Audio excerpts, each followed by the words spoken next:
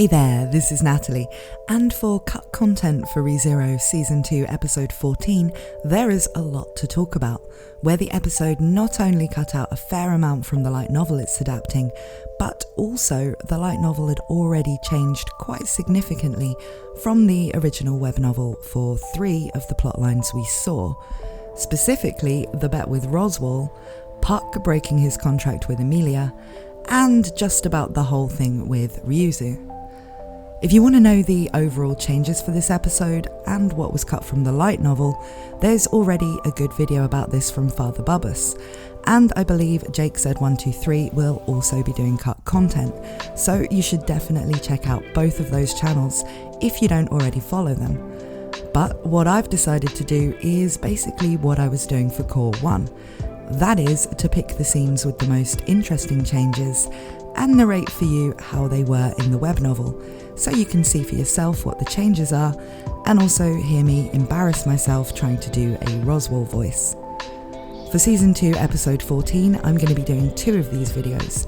This one of the scene with Subaru proposing his bet to Roswaal, which as you will see ends very differently, and the scene where Subaru talks to Puck while Emilia is sleeping.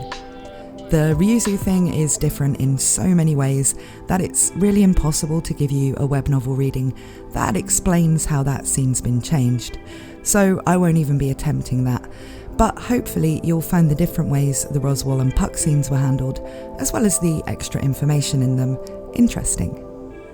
This chapter doesn't contain spoilers for later in the season, so it's safe to watch if you're anime only, but there may be some references to things that have been changed from earlier in the story, so if there's anything that doesn't make sense in the context of the anime canon, just ignore it. We're deep into the arc now, and a lot of things have happened in different orders or have been heavily changed, so it's natural that this scene can't be swapped in for the one in the anime without any slight jankiness in what's referred to by the characters. If you like this kind of content, don't forget to like and subscribe. I cover both ReZero and Attack on Titan, and I do theories, analysis, and all kinds of content about these shows and their source material, as well as coverage of the latest episodes and chapters as they're released. And if you ring the bell, you can be notified when I upload the video with the Puck scene too. So, in this video, I'll be giving you the whole of Chapter 87 of Arc 4 of the ReZero web novel by Tape Nagatsky, and I will be using the Translation Chicken English translation, which is linked to in the description. Other translations are available, but this is the one I'm most familiar with for this part of the arc, so that's what I like to use in these videos. The chapter is called One Oni Outside, Two Clowns Inside, which naturally refers to Ram, Subaru and Roswaal. The chapter starts at what would be the moment in ReZero Season 2 Episode 14, when Subaru, fresh from his cathartic fight with Otto, bursts into Roswaal's room and announces that he wants to make a bet, though in this case Ram is in the room to start with too.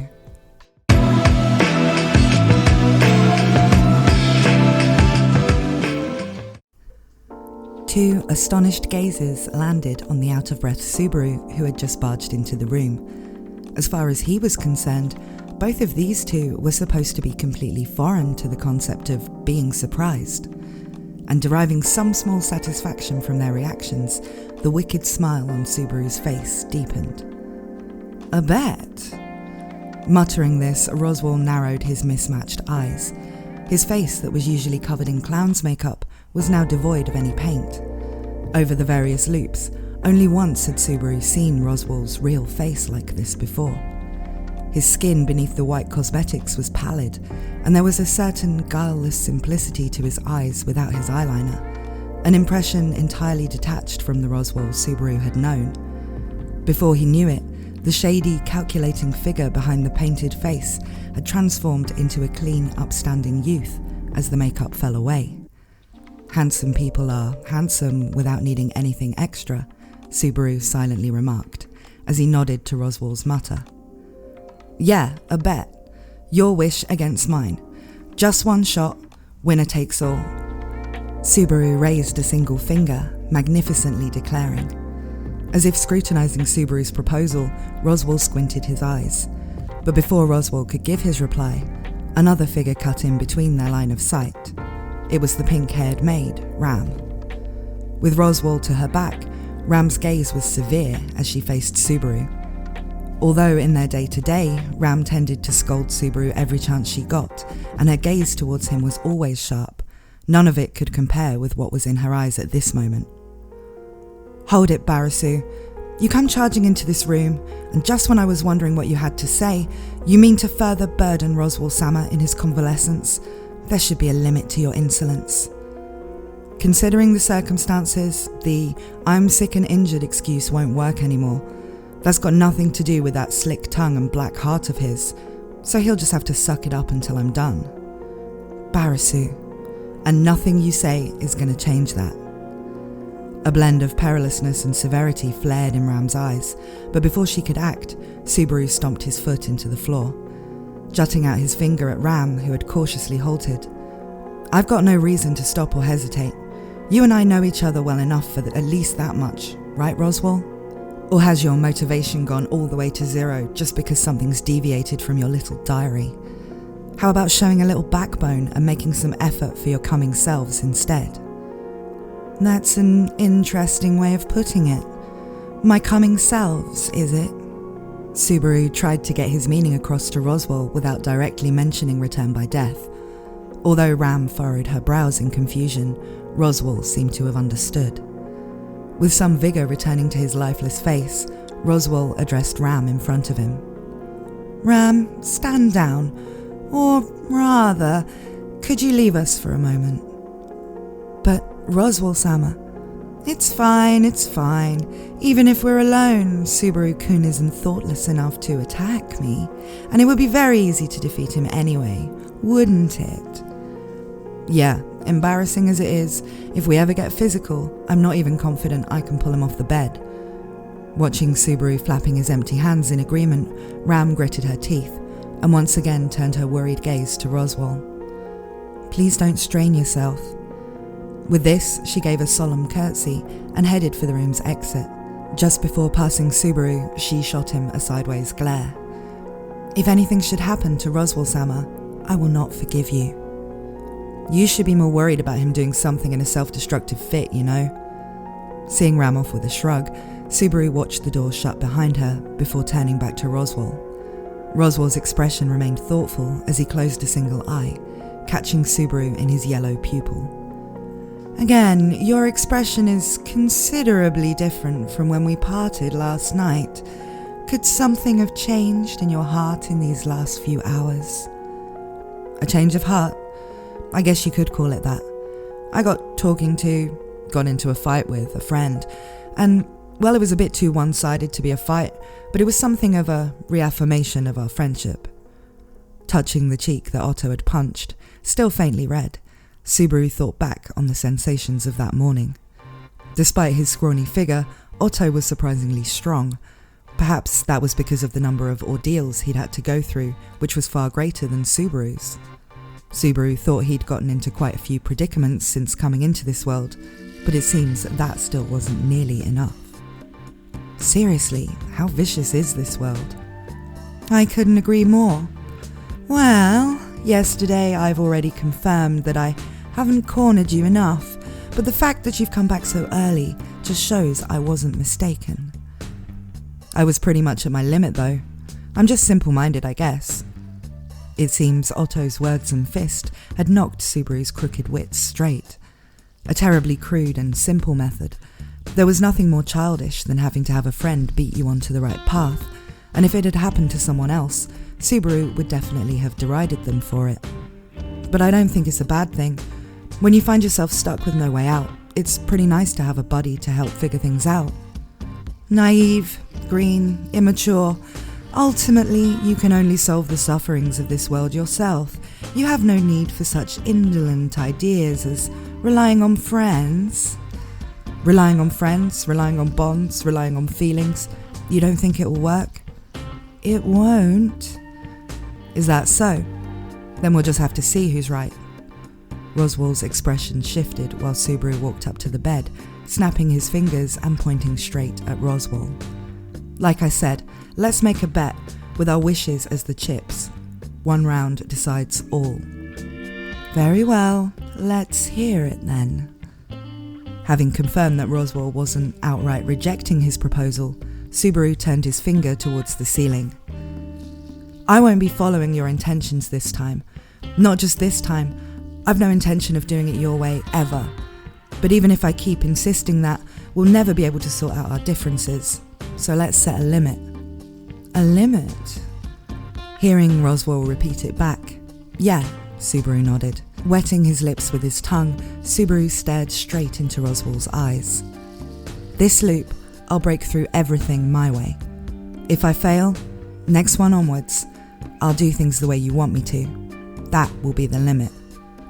Having the ability to rewind indefinitely, you would abandon your right to keep trying? You said it yourself. What you did wasn't enough to corner me, and I agree. If I keep thinking that I can just rewind and get it right next time, everything will just end up like that again. Though of course, he had no intention of rejecting the concept entirely. In this merciless world, what could Natsuki Subaru possibly do without return by death? Subaru wasn't so shameless as to completely deny all the benefits return by death had given him, but his mindset had changed. If he'd done everything he could and died anyway, he would at least resignedly accept it. But if that was not the case, and he died when he could have lived, then it would be an insult to all the people who'd cry for me. I won't do that anymore. And so you would set a limit on yourself, is it? Though I admit I couldn't have asked for a more favourable condition, how will you guarantee that you will abide by it? Guarantee? Yes, guarantee. It's quite important, no?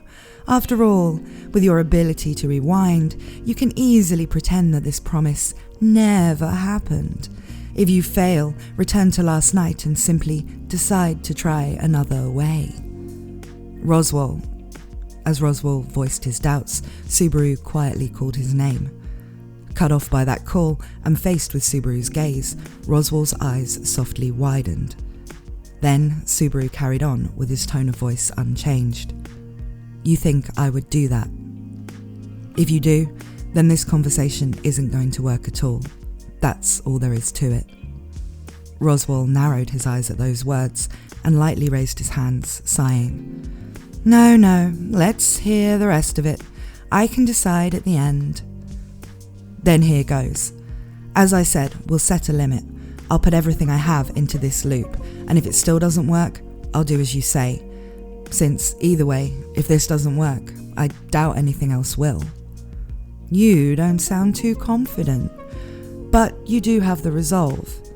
In that case, I will respond in kind.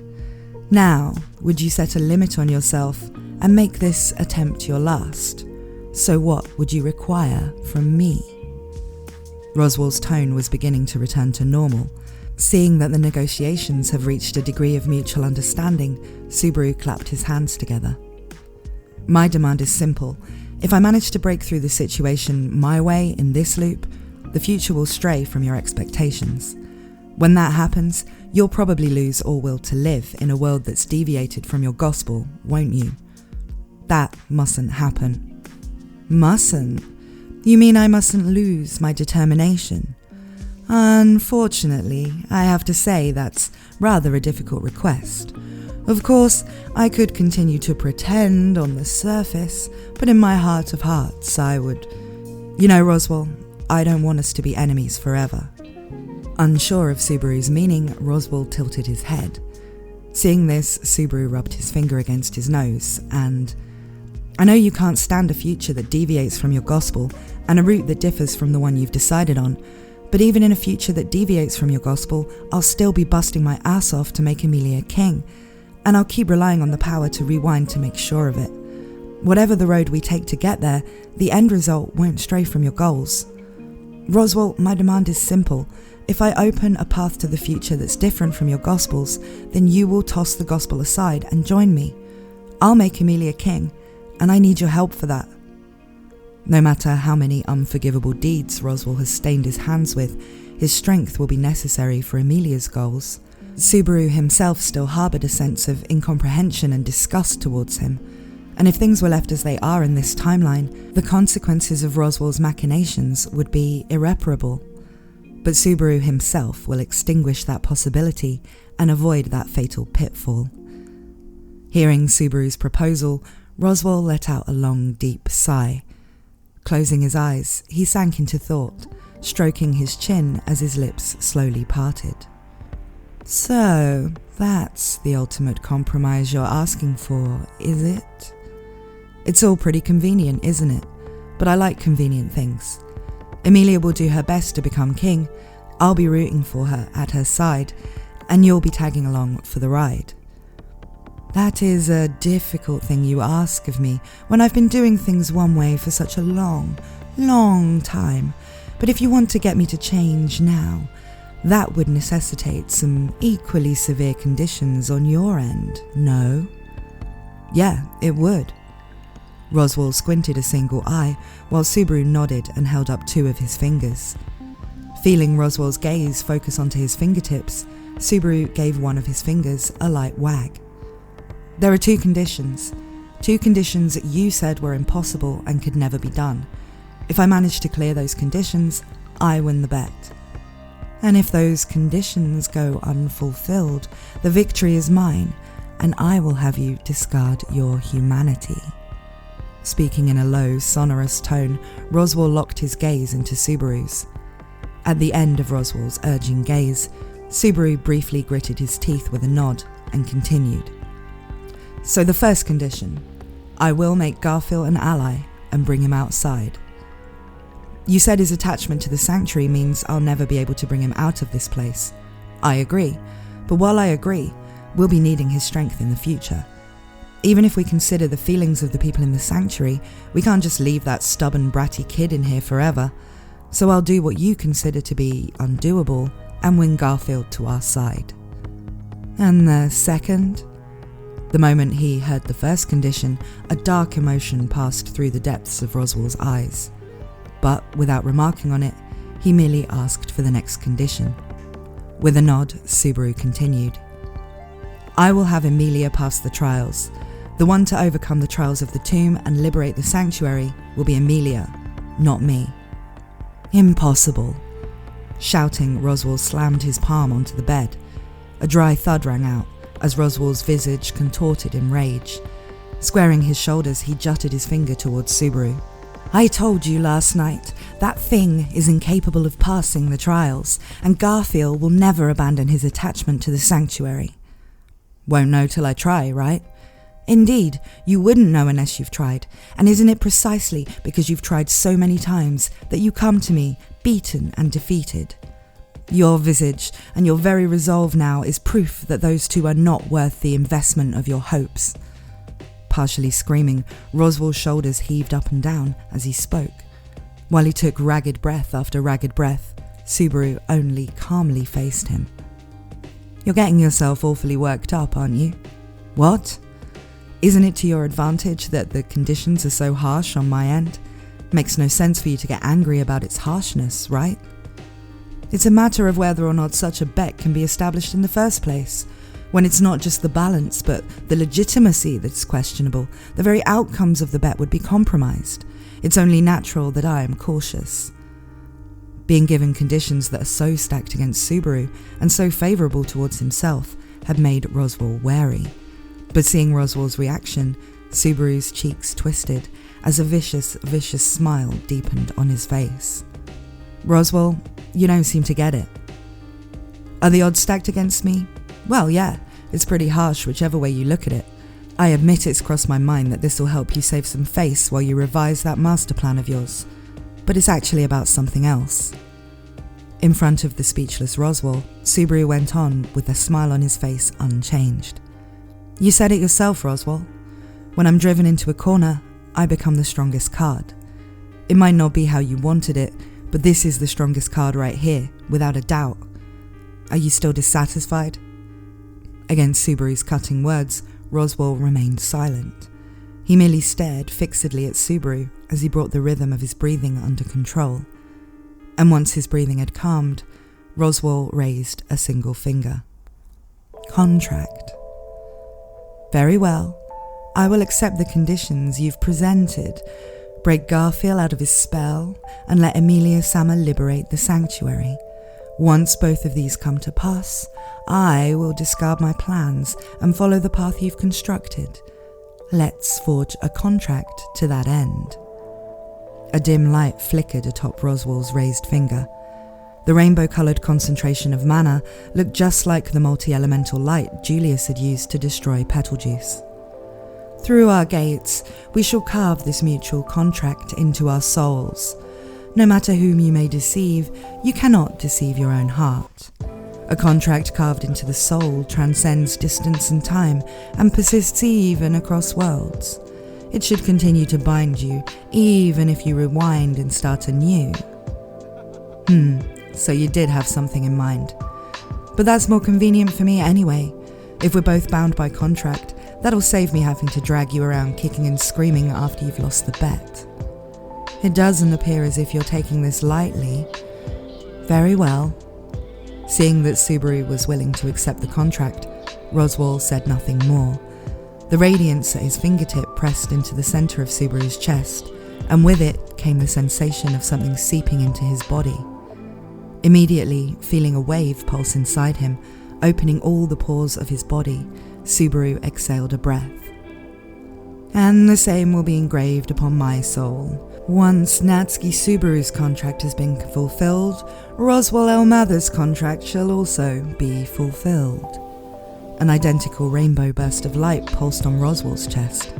For an instant, the light spread through Roswaal's entire body, before all returned to normal in the blink of an eye. "So it's done. It is done. There's no taking it back now." Confirming their mutual inability to flee, Subaru quietly gulped down his breath. There, Roswaal placed a hand to his own chest.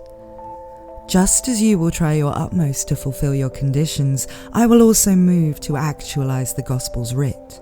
You won't fault me for that, will you? In 5 days, the snow will fall again.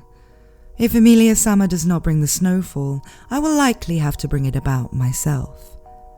In other words, the time limit is set. In 5 days, the Great Rabbit will attack. Emilia will have to liberate the sanctuary, and Subaru will have to break Garfield's spell before then. If that's decided, then there's no time to waste. I better get started." "Subaru-kun?" As Subaru moved away from the bed to set about his tasks, Roswaal called to him. Turning around, he saw Roswaal slightly averting his gaze. "The mansion will be the same day. Do your best. I'll be praying for your good fight. Because if I try to do everything and botch it, next time you'll get me to do things your way, right?" Roswaal answered Subaru's reply with silence. At this, Subaru gave him a wry smile and finished it by pointing his finger at Roswaal. "Roswaal, you're throwing off your vibe, so put the clown makeup back on." Now you mention it, this is the first time I've received you without makeup on, isn't it?" "In this world, yeah." Subaru could tell that Roswaal's eyes widened at his insinuation as he turned away. Savouring this reaction on his back, Subaru set out his steps. "This is a match between you and me, a couple of clowns tossed about by fate. So let's fight it out, fair and square." With that, he left the room.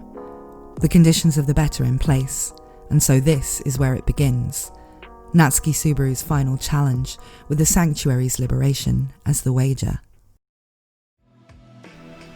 So that's how things were in the web novel. The bet we saw in the anime does have a bit more to it in the light novel version, and that will likely be explained later in the season. So I won't go into it here because that would be spoilers. But yeah, in this version of things, Roswaal really raises the stakes before accepting the bet, meaning that if Subaru dies or fails to clear this loop his way on the current attempt, he'll be forced to do things Roswaal's way after that.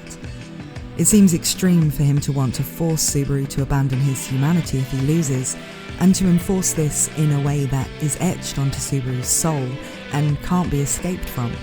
But Subaru is technically asking for something just as unthinkable from Roswaal, for him to give up his gospel and to provide his full support to Emilia rather than just giving up on life in the current reality once the Gospel's words can no longer come true. Roswaal is willing for this to be etched onto his soul too, mainly because he sees just how unlikely Subaru is to win, especially with Roswaal able to actively work against him. But I like to think, partly because maybe deep down he would like it if Subaru's way was possible, and they could all get what they wanted without having to sacrifice anything. As we saw in the anime, the greed Subaru is showing to demand that kind of result seems to appeal to Roswaal, the massive echidna simp that he is. But what do you guys think? Do you like the contract or the straight bet we saw in the anime better? As always, let me know in the comments, but where this is an anime-only safe video, if you want to talk about spoilers from the web novel or light novel, please put in a spoiler warning and some line breaks so that people have to expand it to see the spoiler. Thank you so much for watching, and I hope to see you again very soon.